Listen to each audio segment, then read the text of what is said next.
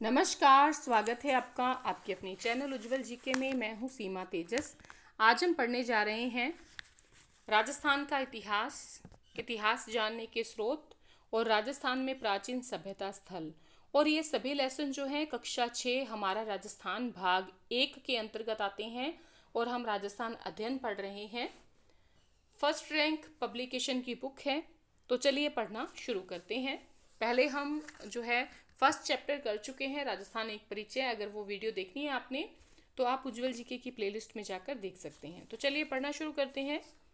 Second chapter Rajasthan का इतिहास, third chapter इतिहास जानने के स्रोत और फोर्थ चैप्टर राजस्थान में प्राचीन सभ्यता स्थल, कक्षा 6 हमारा राजस्थान। देखिए पहला प्रश्न है, मत्स्य जनपद की राजधानी थी विराटनगर। कोटा बूंदी वाला क्षेत्र क्या कहलाता है? हाड़ौती क्षेत्र कहलाता है। जांगल जनपद की राजधानी का क्या नाम था? जांगल जनपद की राजधानी का नाम था अहिच्छत्रपुर। नेक्स्ट है, मालवों की दिग्विजय का यूप अभिलेख कहाँ लगा है? तो ये लगा है नांदसा, भीलवाड़ा में। जोधपुर का दक्षिण भाग किस नाम से जाना जाता है? तो ये गुर्जरत्रा के नाम से जाना जाता है। किस जनपद वाले क्षेत्र को मेदपाट या मेवाड़ तथा प्रागवाट भी कहा जाता है? शिवी जनपद को।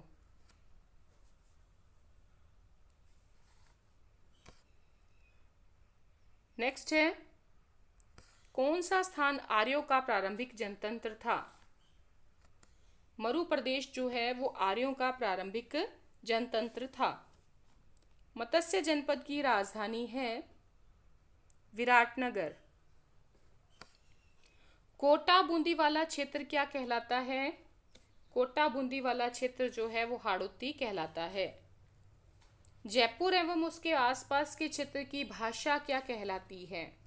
ढूंढाड़ी भाषा कहलाती है जयपुर और उसके आसपास की भाषा। नेक्स्ट है, शिवी जनपद के संदर्भ में कौन सा कथन असत्य है? तो ये चौथा कथन असत्य है, बाकी देख लेते हैं। इसके अवशेष चित्तौड़गढ़ के पास नगरी नामक गांव में मिलते हैं, तो ये बिल्कुल सही है। इसकी राजधानी मध्यमिका या माध्यमिका थी, ये भी सही है। इस भूभाग को मेदपाट तथा प्रागवाट भी कहा जाता था। तो ये तीनों कथन जो हैं, तीनों कथन ही सही हैं। चलिए अगले प्रश्न की ओर बढ़ते हैं। सूरसेन जनपद की राजधानी थी, कौन सी थी सूरसेन जनपद की राजधानी? तो वो थी मथुरा। डूंगरपुर बांसवाड़ा के भूभाग को किस नाम से जाना जाता था? वागड़ के नाम से जाना जाता था। सूरसेन नामक राजवंश का उल्लेख किस में मिलता है? तो बयाना प्रशस्ति में मिलता है सूरसेन नामक राजवंश का उल्लेख। अब आपने असंगत छांटना है। क्षेत्र दिया हुआ है, प्राचीन नाम दिया गया है। तो ब्यावर अजमेर का नाम मारवाड़ नहीं था। जैसलमेर का नाम था माड। जोधपुर का दक्षिण भाग गुर्जरत्रा कहलाता था। प्रतापगढ़ का क्षेत्र कांठल कहलाता था। ठीक है, आगे बढ़ते हैं। झालावाड़ वाला क्षेत्र कहलाता है, क्या कहलाता है? मालवा कहलाता है। ठीक है, नेक्स्ट है, प्राचीन मरु प्रदेश को कालांतर में किस नाम से जाना जाता है या जाना गया? मारवाड़ के नाम से जाना गया। कौन सा जनपद अलवर और जयपुर के मध्य स्थित था? मत्स्य जनपद। मत्स्य जनपद के संदर्भ में कौन सा कथन असत्य है? देखिए हम 6th क्लास की बुक कर रहे हैं तो लेवल उतना ही है। मत्स्य जनपद के संदर्भ में कौन सा कथन असत्य है? फोर्थ कथन जो है, कालांतर में इस क्षेत्र में कुछ विस्तार के साथ कुरु, मद्र, जांगल नामक जनपदों का निर्माण हुआ, तो ये गलत है। बाकी देखिए इस जनपद का, मत्स्य जनपद का उल्लेख ऋग्वेद में मिलता है, बिल्कुल सही है। महाभारत में मत्स्य जनपद की राजधानी विराटनगर बताई गई है, ये भी सही है। मत्स्य जनपद का वर्णन चीनी यात्री युवान च्वांग ने भी किया है, तो ये भी सही है। नेक्स्ट है जांगल पर जो जनपद था उसकी राजधानी थी, तो उसकी राजधानी थी छत्रपुर।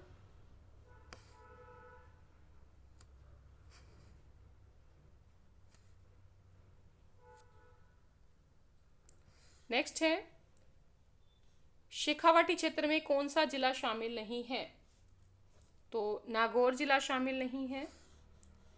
बाकी झुंझुनू, चूरू, सीकर आते हैं शेखावाटी में। प्राचीन काल में हाड़ौती के भूभाग पर किस जनजाति का आधिपत्य था? हाड़ौती के भूभाग पर जो है मीणा जनजाति का आधिपत्य था। अलवर भरतपुर क्षेत्र में किस जाति की अधिकता रही है, तो मेव जाति की अधिकता रही है। नेक्स्ट है मालवों की शक्ति का प्रमुख केंद्र नगर वर्तमान में किस जिले में है, तो ये टोंक में है। मालवों की दिग्विजय का यूप अभिलेख कहाँ लगा है, नांदसा भीलवाड़ा में।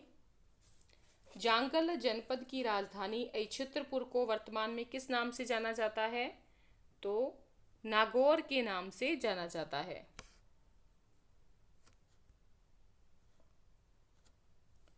आगे बढ़ते हैं थर्ड लेसन की ओर, इतिहास जानने के स्रोत। ने पहला है वंश भास्कर के लेखक हैं, कौन है लेखक,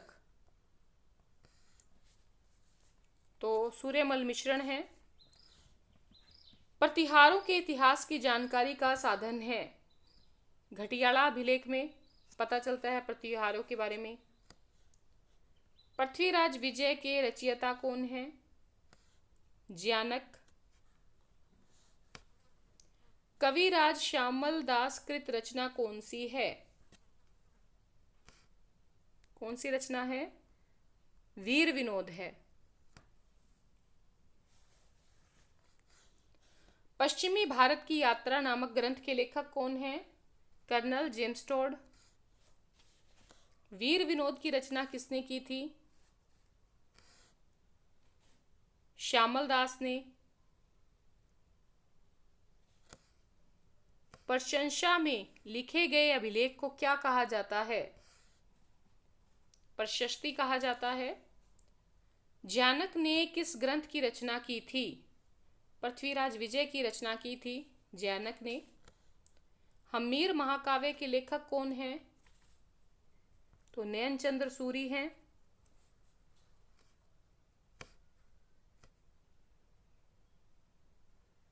नेक्स्ट है किस ग्रंथ में अलाउद्दीन खिलजी के रणथंबोर विजय की जानकारी मिलती है, हम्मीर महाकाव्य में। पृथ्वीराज रासो के लेखक कौन हैं, चंबरदाई। नेक्स्ट है मारवाड़ राज्य का इतिहास किसने लिखा था, विश्वेश्वर नाथ रेऊ ने।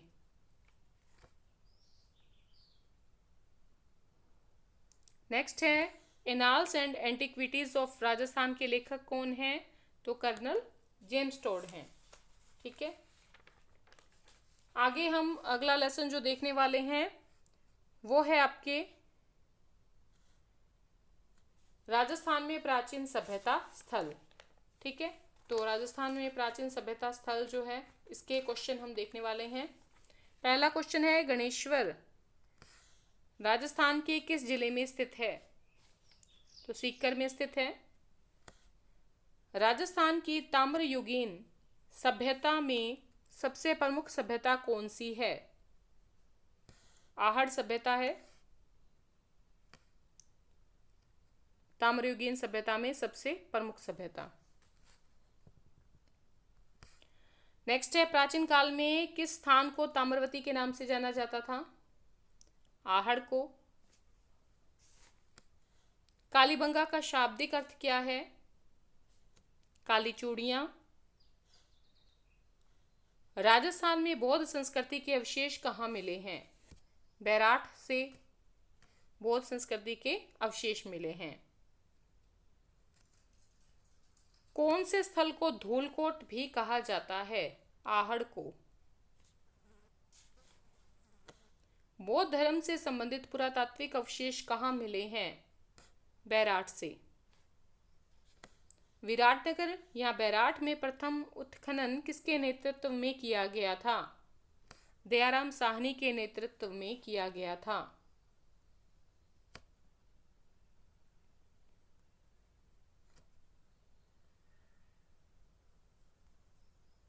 नेक्स्ट है, बागोर सभ्यता का केंद्र किस जिले में है? भीलवाड़ा में। आहड़ संस्कृति के अवशेष कहाँ से मिले हैं? उदयपुर से। बैराट प्राचीन भारत में किस जनपद की राजधानी थी? मत्स्य जनपद की राजधानी थी। राजस्थान में किस स्थल पर हल से जुते खेतों के प्राचीनतम साक्ष्य प्राप्त हुए हैं? कालीबंगा से। नेक्स्ट है, प्राचीन सरस्वती नदी के किनारे स्थित राजस्थान की सबसे प्राचीन नगरीय सभ्यता का नाम क्या है? तो कालीबंगा है। ठीक है। नेक्स्ट है, राजस्थान में मौर्य सभ्यता के अवशेष कहाँ से मिले हैं? विराटनगर जयपुर से। तो देखिए, राजस्थान में मौर्य सभ्यता के अवशेष विराटनगर जयपुर से प्राप्त हुए हैं। जनपद कालीन समय में विराटनगर मत्स्य जनपद की राजधानी थी। चीनी यात्री ह्वेन सांग ने भी बैराट की यात्रा की थी। नेक्स्ट है,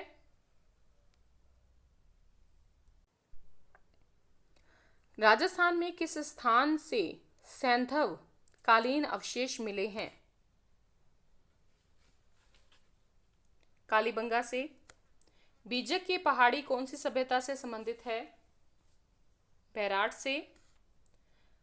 किसने 1950-51 में कालीबंगा की पहचान की? ए घोष ने। बनास संस्कृति किस स्थल से संबंधित है? आहड़ से।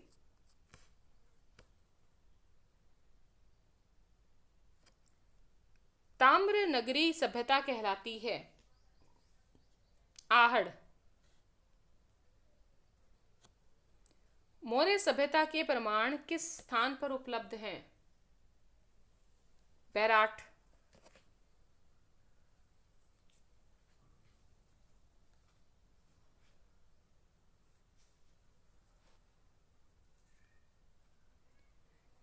किस उत्खनन स्थल से चांदी की मुद्रा पंचमार्क प्राप्त हुई है? बैराट से। किस स्थल को ताम्रवती नगरी के नाम से जाना जाता था? किस स्थल को ताम्रवती नगरी के नाम से जाना जाता था? आहड़ को।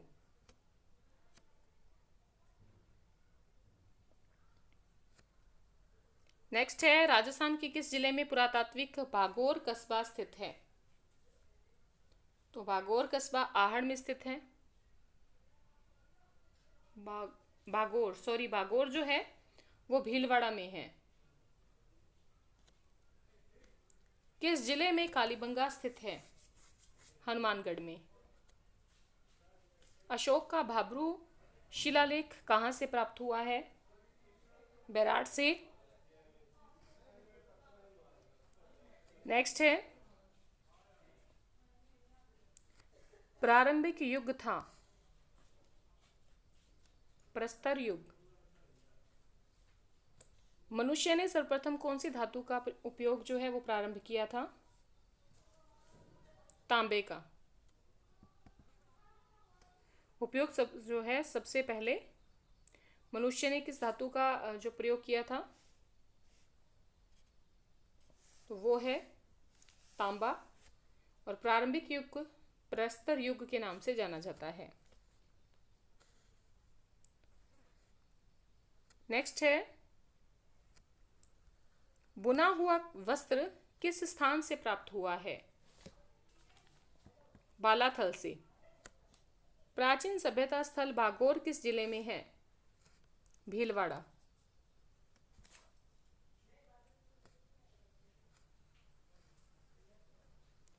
किस जिले में बैराट सभ्यता स्थल स्थित है? जयपुर में। बैराट के अतिरिक्त राजस्थान का कौन सा स्थल है जहां से बुना हुआ वस्त्र मिला है? बालाथल, उदयपुर। कौन सा युग्म सही सुमेलित नहीं है, आपने बताना है। नगरी टोंक में नहीं है, बाकी जोधपुरा जयपुर में है, ओजियाना भीलवाड़ा में है, रेड टोंक में है।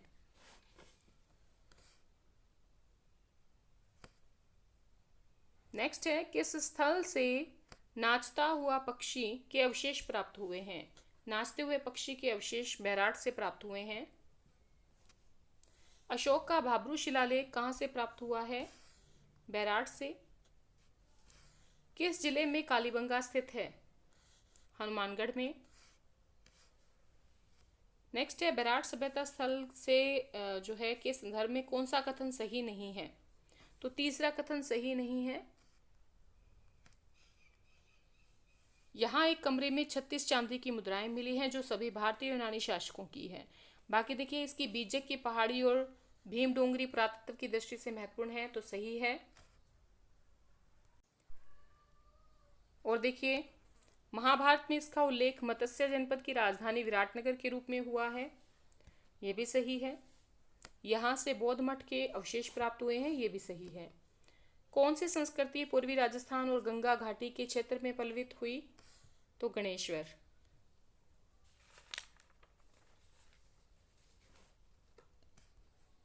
नेक्स्ट है, गणेश्वर सभ्यता के संदर्भ में कौन सा कथन असत्य है? फोर्थ कथन जो है, गणेश्वर में मिट्टी के 3 प्रकार के बर्तन मिले, ये गलत है। बाकी ये सीकर जिले की नीमका थाना तहसील में स्थित है, सही है। इसे ताम्र संचयी जो संस्कृति है वो भी कहा जाता है, ये भी सही है। यहाँ से ताम्र उपकरण बहुतायत में मिले हैं, तो ये भी सही है। नेक्स्ट है, वह कौन सी सभ्यता है जहाँ से कौन सा जो है सभ्यता स्थल है जहाँ से मिश्रित अर्थव्यवस्था के साक्ष्य मिले हैं?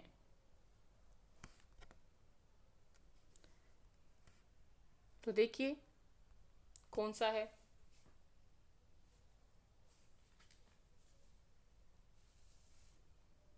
तो सही रहेगा बालाथल। किस सभ्यता स्थल से कर्णफूल और गले के हार की लटकन नामक आभूषण मिले हैं? बालाथल से मिले हैं। बालाथल सभ्यता स्थल के बारे में कौन सा कथन असत्य है? फोर्थ कथन, यहाँ पर तांबा गलाने की भट्टियों के चिन्ह मिले हैं, तो ये जो है कथन असत्य है। बाकी देखिए, ये उदयपुर जिले की वल्लभ नगर तहसील में स्थित है, सही है। ताम्रपाषाण कालीन आहड़ सभ्यता से संबंधित है, ये भी सही है। यहाँ कृषि, पशुपालन, शिकार तीनों जीविका के साधन थे, ये भी सही है। नेक्स्ट है, आहड़ सभ्यता को स्थानीय लोग क्या कहते थे? या क्या कहते हैं? धूलकोट कहते हैं आहड़ सभ्यता को स्थानीय लोग। आहड़ सभ्यता किस नदी के किनारे विकसित हुई? बेडच नदी के किनारे। किस स्थल से संयुक्त परिवार या सामूहिक भोजन विधि के अवशेष मिले हैं? आहड़ से। कालीबंगा पुरातात्विक स्थल की खोज किसने की? अमलानंद घोष ने की।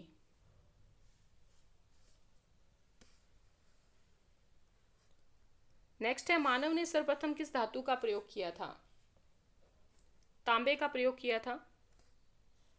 कौन सी वस्तु कालीबंगा से प्राप्त नहीं हुई है? भट्टी नुमा चूल्हा। बाकी अग्नि वेदिकाएं, अग्निकुंड, गाय के मुख वाले प्याले, जो है जुती हुई कृषि के साक्ष्य, ये तो चीजें मिली हैं कालीबंगा से। और भट्टी नुमा चूल्हा जो है वो आहड़ से मिला है, और ये माना जाता है कि यहाँ तांबा पिघलाया जाता था।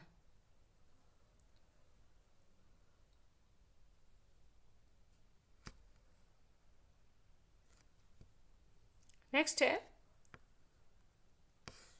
कौन सी सभ्यता लोहकालीन नहीं है? तो लोहकालीन जो है आहड़ नहीं है, बाकी बैराट, बागोर, रेड ये लोहकालीन है। किस स्थल से मौर्य काल के अवशेष मिले हैं? बैराट से मिले हैं। तो इस प्रकार से आज हमने महत्वपूर्ण प्रश्न देखे हैं। तो आज हमने देखिए सेकंड, थर्ड और फोर्थ चैप्टर देखा है 6 क्लास का राजस्थान अध्ययन का। अब हम जो है देखेंगे चैप्टर 5th और 6th। वो होंगे आपके आज़ादी से पूर्व सरकार का स्वरूप और राजस्थान का भौतिक स्वरूप। ठीक है, तो आज के लिए इतना ही। अंत तक बने रहने के लिए बहुत बहुत शुक्रिया। वीडियो पसंद आई है तो अपने मित्रों में शेयर ज़रूर करें।